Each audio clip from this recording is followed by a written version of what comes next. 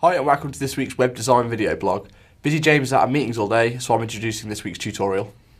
Today we're going to share 10 simple tips for designing websites in Photoshop. Now, some of these tips might be obvious to the seasoned web designer. However, despite your experience, we're still hoping you'll learn a tip or two. So, 10 great tips for designing websites in Adobe Photoshop. I personally use Photoshop to design quite a few of my layouts and concepts when creating websites. It's a great platform to start in before you move into the coding aspect. Now, the first tip is to correctly set up your document that you're going to be working with. And to do this, it's as simple as selecting the color mode RGB and setting your resolution to 72 dpi. If you're moving into web design from perhaps a print background, you'll probably be more familiar with the resolution of 300 dpi and the color mode of CMYK. So it's important when designing for the web that you switch this to RGB and have a resolution of 72 dpi, 72 dots per inch. Okay. Now, the second tip when designing websites in Photoshop is to give yourself a lot of space. Now, let's take into consideration that the average smallest browser size that people are going to be looking at websites on is about 1024 by 768. Therefore, I want to make sure that my website's not really going to be any wider than about 980 pixels. Now, despite we're going to make the website only that wide, I'm going to make my canvas a little bit wider so that I can see some of the background, which will help me lay out the design. Okay, so tip number one, just to recap, is setting up document correctly with RGB, 72 dpi. And the second tip is to work with a lot of space, take into consideration the minimum average browser size of 1024 by 768. So I've already set up a document, and let's just pop in a few elements. Like I've created a background gradient and just a sort of square to put in place, a rectangle, while we get moving on these points. This brings us on to tip number 3, and that's working with grids. Now, grids are essentially going to be a video blog all unto their own. They're really useful for essentially using guides to help you lay things out on the page. And to lay out these guides, you essentially just use the rulers that are present on the canvas and simply just drag those into place. If you do a bit of googling on grids and guides for designing websites, you'll be able to download PSDs that come with with grids and advice for how to set them up so that they're sort of pixel perfect. So tip 3, work with grids. It helps you lay out a website and keep everything in context on the page. So tip number 4, you'll see that I've created some guides down here that's going to allow me to create 4 little tabs that will lay in. And I'm going to use the shape tool to create these, these shapes, these tabs. So let's start with the shape tool. And if I just really zoom in on this corner for a moment, and if let's select a color, let's say red perhaps. And if I draw a rectangle, hopefully you can see that the pixels of the rectangle are sort of blurred at the edges. It's not sort of a pixel perfect shape. So let's delete that layer and try again. And what you want to do is look for this setting up here and push snap to pixels on the options. And what you do now when you create a rectangle, you'll see that it quite simply snaps to the pixels and you get a perfect square with no blurring around the edges. So let's just delete that and bring our canvas back up.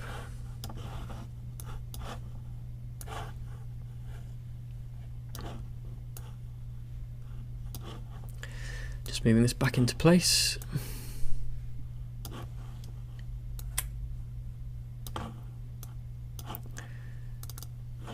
Zoom back out. So let's just switch that to black and let's just create our 4 simple blocks that we're going to use. And like I said, tip number 4, if you set snap to pixels, you get nice, perfect rectangles, and you'll see that these are also snapping to my guides. This brings us on to tip number 5, and that's using the Adobe Coular panel to help us select a good range of colors perhaps for our tabs. If you're using CS5, you can show the Coular tab by going to Window, Extensions, and it's already there built in. If you've got previous versions of Photoshop, you can download the Coular extension.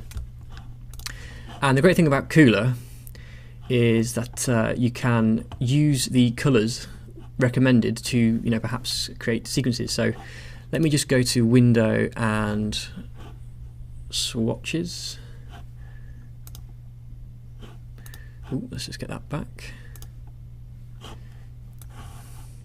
So here are our swatches, and let's just say I like this one in Cooler, and again you can browse all the different sort of colour combinations, via high face and so forth. Let's transfer those to the swatches panel. So you'll just see they've just popped in over there. What we can now do is colour in our rectangles, our rectangular shapes, using our Cooler panel. So let's make the first one red perhaps. The second one can be this recommended beige colour. Third one, the sort of grey blue. And finally the last tab, the sort of very dark navy. So tip number 5 is the Cooler extension window for Photoshop. If you're using sort of tabs, or you need some sort of colour schemes for your website layout, great place to start to get some inspiration for what colours work well together. So I've also created a few other elements just to sort of help us move this design sort of forward a little bit, to help us look at some of these other elements as well that we're going to introduce to the layout. Let's just move our swatches back out of the way. So I'm just going to hide our grid layout now so that we can see the design a little bit better. Now the 6th tip is something that I've sort of only just noticed and learnt recently, and that's if you're sort of playing around with gradients or working with the shadows in the layer effects. If you hold down Shift when you're sort of creating those gradients, you can actually better select angles like 90 degrees, 180 degrees and so forth. So just to show you that briefly, if I go to the layer effects on this layer here, let's go to inner shadow. You'll see sometimes it can be quite hard to sit and select 90, but if I was just to simply push Shift right now, you'll see that it quite nicely snaps around the various angles. And that's the same sort of thing when you're creating gradients. So let's just quickly create a new layer, and if I select the gradient tool and run the gradient up the page, you'll see again it's really difficult to create a perfectly vertical gradient. Simply if I push Shift right now, you'll see it snaps perfectly to vertical and will allow me to create a really nice perfect vertical gradient. Okay, so that's tip number 6. Tip number 7, when you're working with fonts, for example, it's important that on the anti-aliasing setting you select Crisp. Crisp is the best way of displaying your typefaces for the web, and hopefully you can see the difference there between before and after. Sort of smoothens out the text, and it's the best way to format it for the web. And also when you're using typography in your layouts, it's important that you use web-safe fonts. Now it's okay to use special typefaces, like for example this title here, I've just used DIN for example, but it's important to typeset as much information as possible in what we call web-safe fonts, fonts that are installed on all computers as standard. So try and typeset some or all of your type content in Arial or Helvetica, Times New Roman, something that's sort of a cross-platform web-safe font. The good thing about doing this as well is that when you show the client the initial prototype, there's not going to be much lost in translation when you sort of code it up. Another great tip for designing prototype websites, in particular in Photoshop, is to use real form elements. If you do a bit of Googling, you can find people have created Photoshop downloadable documents for free, and they've created little form elements. Like here I've got a little Mac OS X set, and you can quite simply drag these onto your design. And the one PSD that I'm using in my example, I've made the link available on the supporting blog post. So let's just get a few more bits and pieces. And this can work really well, particularly if you're creating prototypes. The Mac form elements look really nice and sort of help support your prototype. So tip number 9, use real form elements. They look really nice. And the PSD that I've got for here is from thandlax.com, and I've made the link available on the supporting blog post if you want to download that. So finally, my last tip is to use the info panel, or the info window, which you can see just here. So I'm just dragging that away from my workspace.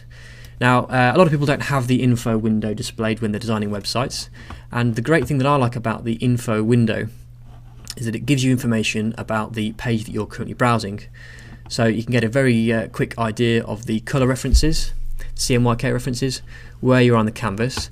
And quite interesting, if you select, for example, like this red shape here, and if we click Apple and T or Control and T to transform the shape, you'll see that it shows you the width in pixels and the height of that shape that you have selected. And equally, if you use the marquee tool, for example, and let's say we wanted to know the width of this area here, you'll see that the width on the info panel and the height are giving us accurate ideas of the sort of dimensions that we have selected. So really useful tool, the info panel. If you find that your info units aren't quite accurate, perhaps they're in millimeters, simply go to Photoshop, Preferences and Units, and just make sure that your units, rulers and type are selected as pixels rather than millimeters or any of the other variables. Okay, so that's our top tips for designing websites in Photoshop. Thanks for watching this week's video. If you've got any questions or comments, please don't hesitate to leave them on our supporting blog post or YouTube channel. YouTube? YouTube. That's what I said.